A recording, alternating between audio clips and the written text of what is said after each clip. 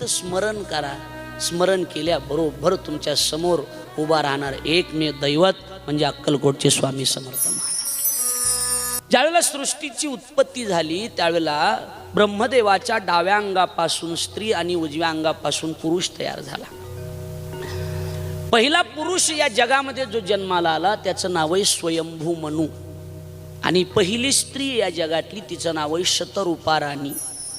स्वयंभू मनू आणि शतरूपा राणी या दोघांचं लग्न झालं. या दोघांच्या पोटी 3 मुली आणि 2 मुलं जन्माला आले. 3 मुली जन्माला आल्या. पहिल्या मुलीचं नाव देव होती, दुसऱ्या मुलीचं नाव आकुती आणि तिसऱ्या मुलीचं नाव आहे प्रसूती. 2 मुलं झाले. पहिल्या मुलाचं नाव प्रियव्रत आणि दुसऱ्या मुलाचं नाव आहे उत्तानपाद. जगातली सृष्टीची सुरुवात सांगतोय मी. सृष्टीची सुरुवात पहिला मुलगा उत्तानपाद, दुसरा मुलगा प्रियव्रत आणि मुली किती?